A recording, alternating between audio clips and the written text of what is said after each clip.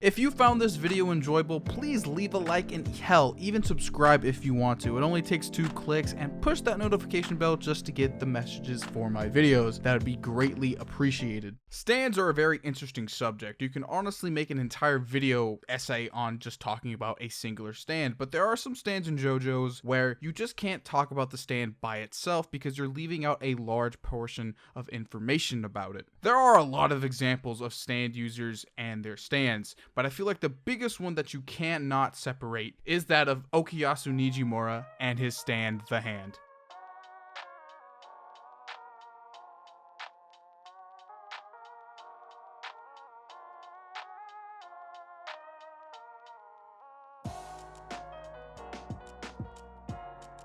Okuyasu appeared in Chapter 9 of Diamond is Unbreakable and the Nijimura Brothers arc. His introduction fight was overall spectacular. We get introduced to a character who can be overall seen as a bad guy with a very, very powerful and vicious stand. But with some quick thinking on Josuke's part, we see that, well, Okuyasu's not the brightest of character. Hell, even his brother points it out. Later on in the fight, Okuyasu does some pretty stupid things and gets hurt. His brother says he's a moron and a fool for even doing anything and knowing that his stand was activated, eventually criticizing him a lot more afterwards. But Josuke, being the kind-hearted person that he is, heals him with Crazy Diamond, and eventually Okuyasu's true colors show up. He's not a terrible guy. He might be an idiot, but he's actually pretty kind-hearted. Later down the line, his brother does actually die, thanks to Red Hot Chili Peppers' user. Okuyasu would eventually get his revenge, but that would be later down the line in Diamond is Unbreakable. But shortly after his brother's death, Josuke and Okuyasu would become very close friends, hanging out with him, Koichi, Jotaro, his dad to a degree, who has now kind of become less of a monster after the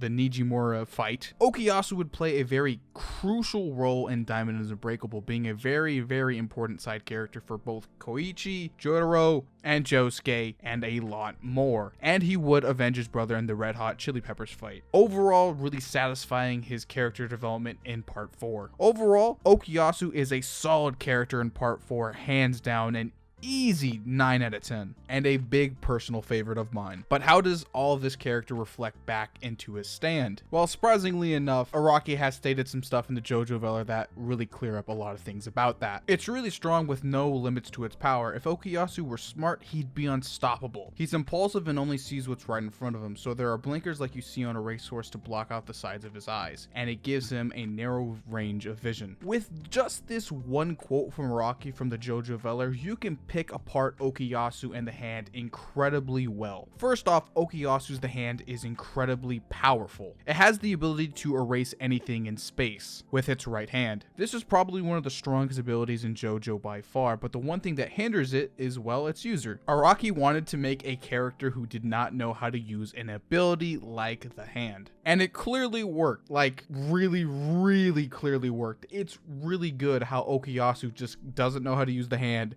but he's still a fantastic character overall. Genius on Araki's part. And the line he says is, he only sees what's right in front of him. And this works fantastic for the stand. We only ever see Okuyasu take one thing down at a time with the Hand. Whether this is a limitation on the stand's part or Okuyasu's limited intelligence when it comes to stand fights is, well, up to debate, but this honestly works perfectly when Araki was trying to translate this over into the character and the stand. And the addition to the character detail with the horse blinders is just magnificently beautiful. And speaking about character detail, you can clearly see Okuyasu's based off of the counter movement culture in Japan at that time, a little bit before that time actually. And that counter culture actually did have a lot of baseball weapons to make them look more intimidating, and with the Hand clearly has some type of catcher design weaved into it, and you could possibly say the Hand's hand is based off a baseball glove mitt. Or you could say Araki just put his own personal influence in there because he is a big fan of sports manga, so you could chalk it up to that. But overall, Okuyasu's design is very teenage culture slash counterculture movement of a past generation put together all in one. He's really representing the young men and boys of Japan. So good on you, Okuyasu. But we are not done here. There is still a musical reference with the Hand. The musical reference coming from the band.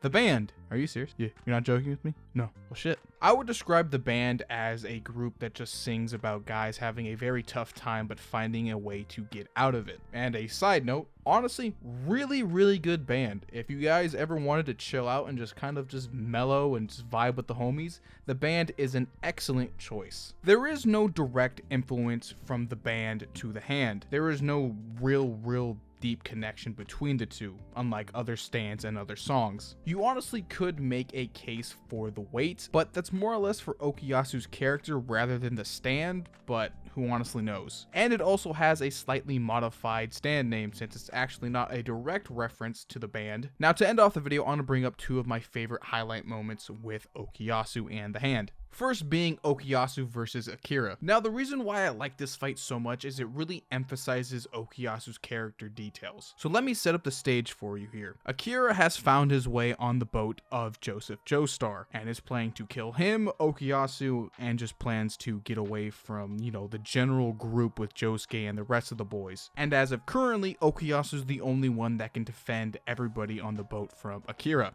And to make things worse, nobody knows how Akira looks like, so he blends in with the rest of the Speedwagon Foundation. And when Akira finds Joseph Joestar in his room, Okuyasu is there, and it leads to a dilemma of who's right and who's wrong. Now you have to remember, Okuyasu is not a very smart individual. Araki has stated that he put blinders on the Hand so he would be a very, one thing focused kind of guy. And in a situation where you have to deal with two things and make a right decision, it's extremely hard for Okuyasu to really make a choice this damn critical. He does succeed, thank God, but after defeating Akira, he does say this: if I was wrong the first time, I would have punched the other dude. And I feel like that's just really perfect for his character. It totally makes sense that Okuyasu would even do that. I fucked up the first time, I'm just gonna do it again and see if I get it right the next time. Right after that statement, he straight up says, I'm not very smart, so of course I was gonna punch the other guy. Araki really wrote a banger of a character right here. Like, it's just so self-obvious. I love it. Such a good, dude, I'm being a fan. I'm being a little stan over Okuyasu. He's just so good. I love him. Best boy. Now the next one's going to be pretty obvious. The next major highlight point for Okuyasu, that being the fight with Kira. So earlier in the fight, Kira had managed to heavily damage Okuyasu with one of his air bubble bombs, causing his maybe death, who honestly knows, but we do know that Josuke eventually does heal him and he has to leave him. But later on in the fight, Josuke has to fight Kira individually one-on-one, but he is heavily damaged and not in a fighting condition. He does put up a very good fight, but in the end, Kira, with the help of Stray Cat, does eventually defeat him. With Josuke on the ground not being able to protect himself from a bomb that he cannot defeat, he is defenseless. Then comes Okuyasu. Out of nowhere, mind you, nobody knew that Okuyasu was going to be alive. Everybody assumed that he's probably dead, probably not. It was just up to a chance at that point, but he does